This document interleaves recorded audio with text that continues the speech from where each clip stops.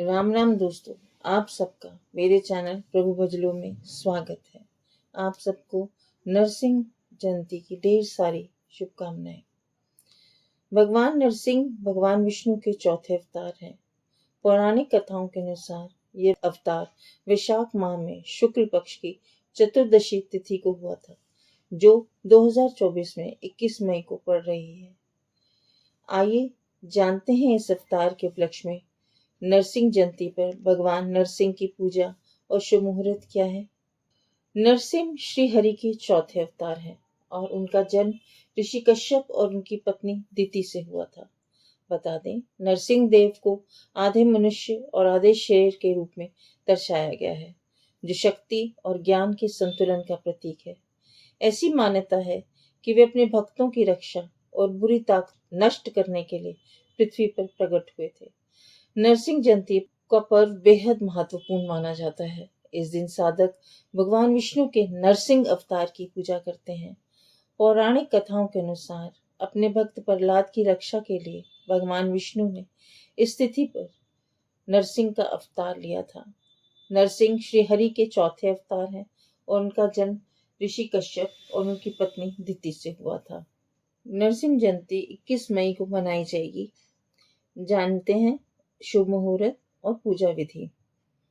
हिंदू पंचांग के अनुसार वैशाख माह के शुक्ल पक्ष की चतुर्दशी तिथि की शुरुआत 21 मई 2024 दिन मंगलवार शाम 5:29 पर होगी। वही इस तिथि का समापन अगले दिन 22 मई 2024 को 6:47 पर होगा। उदय तिथि को देखते हुए इस साल नरसिंह जयंती 21 मई दिन मंगलवार को मनाई जाएगी। आइए जानते हैं पूजा विधि। इस दिन सुबह साधक उठकर स्नान करें, मंदिर की सफाई करें। इसके बाद व्रत रखने का संकल्प लें। सबसे पहले एक वेदी पर भगवान नरसिंह की प्रतिमा स्थापित करें। इसके बाद उनका पंचामृत से अभिषेक करें। फिर चंदन का तिलक लगाएं। पीले फूलों की माला अर्पित करें। देसी घी का दीपक जलाएं। फल, मिठाई आदि का भोग लगाएं। इनके भोग में ऐसी चीजें ज्यादा होती हैं जो शरीर को ठंडक पहुंचाती हैं, जैसे दही, मक्खन, तरबूज, सत्तू और ग्रीष्म ऋतु फल।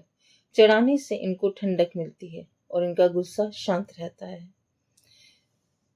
विशाख महीने की शुक्ल पक्ष की चतुर्दशी तिथि पर भगवान नरसिंह के प्रकट होने के इस दिन जल और अन्न का दान भी दिया जाता है। श्री हरि के वैदिक मंत्रों का जाप करें। पूजा का समापन आरती से करें। व्रती एक ही बार भोजन करें। अगले दिन मुहूर्त के अनुसार व्रत का पारण करें। तामसिक चीजों का सेवन भूलकर भी ना करें। पूजा में हुई गलती के लिए क्षमा याचना करें। व्रताधारी प्रातःकाल मुहूर्त से सोकर उठे, पूरे घर की साफ सफाई करे।